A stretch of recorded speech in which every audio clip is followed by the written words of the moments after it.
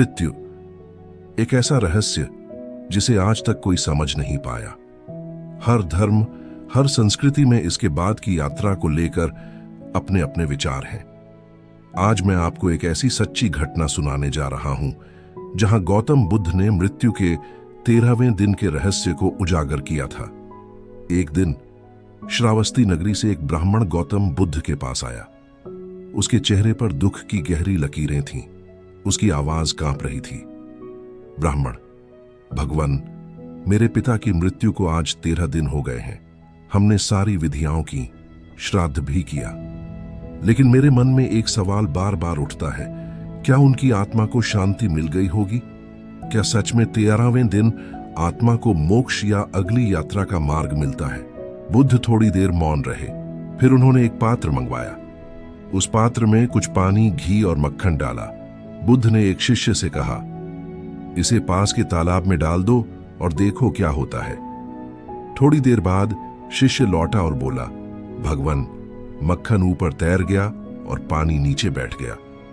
बुद्ध मुस्कुराए और सबकी ओर देखकर बोले, ठीक वैसे ही जैसा मक्खन ऊपर तैरता है, वैसे ही पुण्यात्मा ऊपर लोकों की ओर जाती है, और जैसे गंदगी नीचे बैठती है, वैसे ही बुरे कर्मों से भरी आत्मा नीचे लोकों में जाती है। ब्राह्मण ने फिर पूछा, भगवान, फिर हम 13वें दिन श्राद्ध क्यों करते हैं? क्या आत्मा 13 दिन तक भटकती है?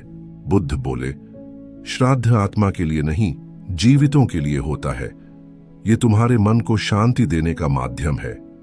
जैसे बीज बोने के बाद वृक्ष को समय लगता है बढ़ने में, वैसे ही आत्मा को भी अपने कर्मों के अनुसार नई यात्रा तय करनी होती है।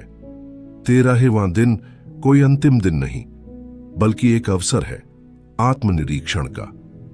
बुद्ध ने अपनी दृष्टि गहराई से जमाई और कहा, यदि तुम अपने पूर्वजों को सच में सम्मान देना चाहते हो, तो उनके नाम पर किसी भूखे को खाना दो, किसी निराश को आशा दो, किसी रोते को मुस्कुराना सिखाओ। क्योंकि आत्मा को मोक्ष सिर्फ अनुष्ठानों से नहीं, बल्कि जीवितों के कर्मों से मिलती है। बुद्ध ने अपने भिक्षुओं की ओर मुड़ते हुए कहा, मृत्यु हर दिन हमारे निकट आ रही है, लेकिन जो मृत्यु को समझ लेता है, वही जीवन को सही तरह जी पाता है। प्रत्येक दिन ऐसा जियो मानो यह अंतिम हो, और प्रत्येक कर्म ऐसा करो मानो वह ही तुम्हारे पुनर्जन्म का बीज हो। ब्राह्मण की आंखों में अब शांति थी। उसने बुद्ध के चरणों में प्रणाम किया और कहा, भगवान, आपने मुझे मृत्यु नहीं, जीवन का अर्थ समझाया है। हम सबको यही समझने की जरूरत है कि आत्मा अमर है, लेकिन उसका पथ तय होता है हमारे कर्मों से। तो अगली बार जब किसी आत्मा की शांति के लिए कुछ करना हो, तो एक अच्छा कर्म करें। बुद्ध की ये बातें सिर्फ ज्ञान नहीं, जीवन का दर्पण है। उन्होंने मृत्यु को कभी अंत नहीं माना, बल्कि एक नई शुरुआत कहा, एक ऐसी यात्रा जो हमारे कर्मों की नाव पर सवार होती है। हम सब इस जीवन में कुछ खोज रहे हैं, शांति, सुकून, उद्देश्य और आत्मा की गहराई को समझने की चाह।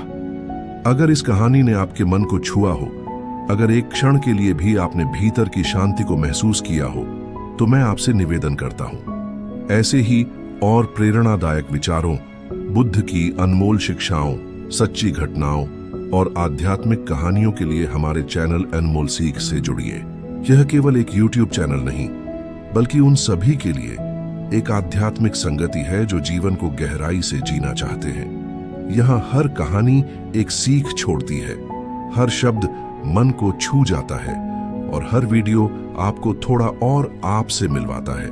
तो कृपया वीडियो को लाइक करें, अपनी राय कमेंट में लिखें, और इस अनमोल यात्रा में हमारे साथ बने रहने के लिए अनमोल सीख को सब्सक्राइब जरूर करें। याद रखिए, शरीर नश्वर है, आत्मा अमर है, और कर्म ही हमारे जीवन की असली विरासत है। धन्यवाद।